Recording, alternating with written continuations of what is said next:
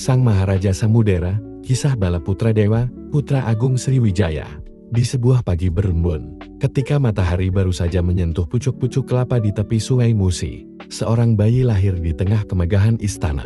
Sailendra di tanah. Jawab, ia adalah Balaputra Dewa, anak dari Maharaja Samaratungga dan Permaisuri Dewi Tara, putri agung dari kerajaan Sriwijaya. Tangisnya memecah keheningan subuh dan membawa firasat tentang kebesaran yang akan datang. Balaputra tumbuh dalam kemegahan istana Mataram, dikelilingi oleh guru-guru bijak, kitab-kitab suci, dan para pendeta Buddha Mahayana. Ia mempelajari sastra Sanskerta, filsafat, dan seni perang sejak usia 7 tahun. Meski darah biru mengalir dalam nadinya, ia tidak pernah bersikap angkur. Ada kelembutan dalam matanya yang menyoroti kedalaman pikirannya, tapi juga ketegasan yang mengisyaratkan bahwa ia akan menjadi pemimpin yang tak biasa. Namun, zaman tidak pernah menjanjikan kedamaian bagi anak raja. Setelah wafatnya sang ayah, tahta Mataram jatuh ke tangan saudara tirinya, Pramodawardhani, yang menikah dengan Rakai Pikatan dari dinasti Sanjaya, musuh lama keluarga Sailendra. Balaputra merasa terpinggirkan dan terancam, memilih meninggalkan tanah Jawa.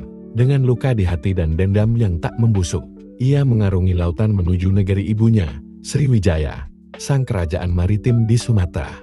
Kebangkitan sang raja di ujung samudera. Di bumi Sriwijaya, Balaputra menemukan dunia yang berbeda, lautan yang tak berbatas, pelabuhan-pelabuhan ramai, suara pedagang dari India, Tiongkok, hingga semenanjung Melayu. Sriwijaya bukan kerajaan biasa, ia adalah jantung perdagangan Asia Tenggara, rumah para biksu dan pelaut, tempat di mana agama, ilmu, dan kekuasaan berpadu dalam harmoni yang menggetarkan. Dengan keturunan Sailendra dan Sriwijaya bersatu dalam dirinya, Balaputra diterima sebagai penguasa yang sah. Ia diangkat sebagai Maharaja Sriwijaya, dan masa pemerintahannya menjadi salah satu yang paling gemilang dalam sejarah negeri itu. Ia menguatkan angkatan laut, menjadikan armada Sriwijaya penguasa Selat Malaka dan Laut Tiongkok Selatan. Ia membangun pelabuhan-pelabuhan baru di sepanjang pesisir Sumatera, semenanjung Melayu, bahkan hingga ke Jawa bagian barat dan Kalimantan. Para pedagang dari jauh datang membawa sutra, rempar, keramik, dan kitab-kitab suci. Namun, pencapaian terbesarnya bukan hanya kekayaan dagang, melainkan pada bidang spiritual dan intelektual. Balaputra membangun vihara-vihara, mega, dan mendanai perjalanan biksu ke India dan Tiongkok. Ia bukan sekadar raja, melainkan pelindung agama dan pencari dharma, prasasti di tanah asing. Di tahun-tahun kematangannya, Balaputra mengirim utusan dan hadiah ke India, khususnya ke vihara terkenal Nalanda di Bihar. Di sana, ia mendirikan sebuah asrama untuk para pelajar dari Sriwijaya yang menuntut ilmu di pusat Buddhisme terbesar itu. Hal ini tercatat dalam prasasti Nalanda yang agung, yang memuja sang raja sebagai pelindung umat, penjaga kebijaksanaan, dan dermawan agung dari negeri seberang samudera. Begini tertulis dalam prasasti tersebut, Balaputra Deva, Maharaja dari Suwarnadwipa, keturunan dari keluarga besar Sailendra, mendirikan sebuah asrama di Nalanda, demi kesejahteraan dan tempat belajar bagi para biksu dari negerinya. Dengan satu batu di tanah India, Balaputra mengukir namanya di langit sejarah Nusantara dan Asia. Akhir sang Maharaja, tahun demi tahun berlalu, usia menua tubuhnya, namun semangatnya tetap membara. Ia tetap menerima utusan dari Tiongkok, berdiskusi dengan biksu-biksu dari Kamboja, dan menulis surat kepada raja-raja di timur dan barat. Namun, sebagaimana semua makhluk fana, waktunya pun datang.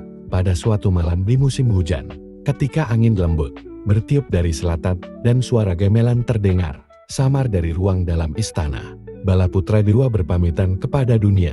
Ia wafat dalam ketenangan, dikelilingi para biksu dan ahli warisnya. Abu jenazahnya dihanyutkan ke muara sungai, ke laut yang selama hidupnya ia jaga dan kuasai. Rakyatnya berkabung di vihara dan rumah. Dua-dua dinyanyikan untuk arwah sang Maharaja. Di Nalanda, para biksu menyalakan pelita dan membacakan sutra untuk raja yang datang dari lautan. Warisan yang abadi.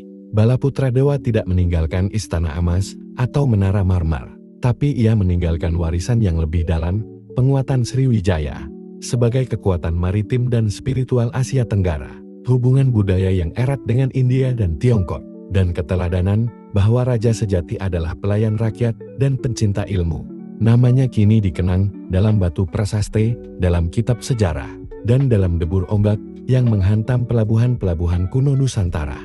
Ia adalah Balaputra Dewa Raja Samudera, anak dua dunia, dan pelindung Dharma.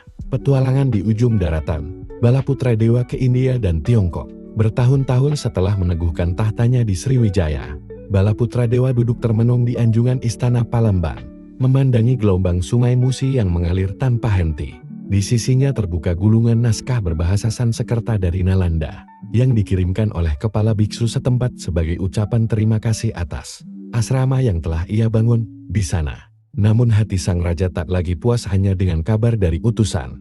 Jiwa petualangnya warisan dari pelaut Sriwijaya dan kebijaksanaan Sailendra meronta, mendesaknya untuk melihat langsung tanah-tanah suci tempat Buddha Gautama pernah berpijak dan negeri langit tempat Kaisar Tiongkok bersemayam. Dharma bukan sekadar dipelajari, tetapi dijalani, gumamnya pelan. Maka disiapkanlah sebuah ekspedisi besar, kapal-kapal megah dibangun. Para menteri ditunjuk untuk mengatur negeri selama ia pergi, dan 100 lebih pengiring, ulama, biksu, penerjemah, serta penjaga turut serta. Ia tidak pergi sebagai raja penakluk, tetapi sebagai peziarah agung. Ke Nalanda, tanah cahaya, dan awan. Perjalanan memakan waktu berbulan-bulan. Melalui Selat Malaka, menyusuri pesisir India Timur, dan akhirnya tiba di pelabuhan Tamralipte.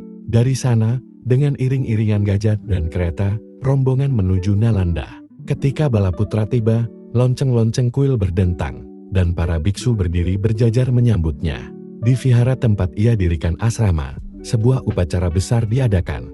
Ia bertemu langsung dengan guru-guru besar seperti Bodhimitra dan Dharmapala. Mereka berdiskusi semalam suntuk tentang kebijaksanaan Buddha, alam kesunyataan, dan hakikat penderitaan.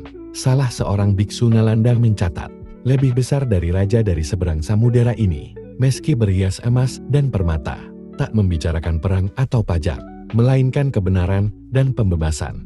Ia datang membawa pengetahuan, bukan pasukan. Di sana, Balaputra juga menitahkan penerjemahan naskah-naskah dari India ke bahasa Melayu kuno dan Palawa.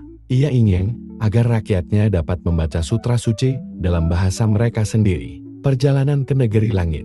Tak lama setelah kembali dari India, datanglah undangan dari dinasti Tang di Tiongkok. Kaisar yang mendengar tentang kemurahan hati Balaputra ingin mengenalnya. Maka ia pun melanjutkan perjalanan, menyeberangi Laut Tiongkok Selatan, menyusuri sungai Yangtze, dan akhirnya tiba di Istana Megah Chang'an. Kaisar menyambutnya dengan jamuan 3 hari 3 malam. Mereka berdiskusi tentang perdagangan, sastra, dan agama. Balaputra menunjukkan pengetahuan luasnya, dan sang kaisar, yang dikenal sebagai pelindung agama Buddha, mengangkat Balaputra sebagai Raja Sahabat, suatu gelar kehormatan yang langka. Ia juga mengunjungi vihara-vihara di Luoyang dan Gunung Mutai, tempat para biksu Zen menyendiri dalam keheningan. Ia menyumbangkan manuskrip dari Sriwijaya dan membawa pulang gulungan-gulungan ajaran Chan yang belum pernah sampai ke selatan. Kembali ke Nusantara. Tahun-tahun berlalu, ketika akhirnya ia kembali ke Sriwijaya, rakyat menyambutnya bagai dewa yang pulang dari surga. Ia kembali bukan hanya sebagai raja, tetapi sebagai jembatan antara dunia. Ia memperluas Sriwijaya bukan lewat pedang, melainkan lewat ilmu, bahasa, dan cinta damai. Ia membangun balai-balai pengajaran di pelabuhan-pelabuhan, memerintahkan penyalinan kitab-kitab Buddhis, dan mengirim biksu ke Kamboja, Champa, bahkan ke Filipina. Akhir sang siara, menjelang akhir hidupnya, Balaputra Dewa menuliskan sebuah catatan dengan tangannya sendiri. Aku dilahirkan sebagai anak dua dinasti, terpisah oleh pulau dan waktu. Namun laut menyatukanku dengan dunia. Aku tak ingin diingat karena kuasa, tetapi karena aku pernah menjelajahi bumi demi kebenaran. Ia wafat dengan senyum di wajahnya. Jenazahnya tidak dibakar atau dikuburkan biasa. Sesuai permintaannya, tubuhnya dibawa kembali ke India, ke Nalanda. Di sana, abunya diletakkan di stupa kecil, di samping asrama yang dulu ia bangun sendiri. Sejak itu, setiap biksu dari Sriwijaya yang belajar ke India, selalu memulai pelajarannya dengan membungkuk pada batu bertuliskan Balaputra Dewa, Raja dari negeri Samudera, pelindung Dharma, dan sahabat segala bangsa. Raja yang baik menaklukkan musuh, raja yang bijak menaklukkan ketakutan rakyatnya. buku dan kapal sama-sama membawa kita ke tempat jauh yang satu, menyeberangi laut yang lain, menyeberangi batas pikiran. Aku membangun istana dari batu dan vihara dari kayu, tetapi aku ingin dikenang karena aku menanam pengertian di hati orang-orang. Kemenangan sejati bukan merampas tahta, tetapi mencerdaskan hati manusia.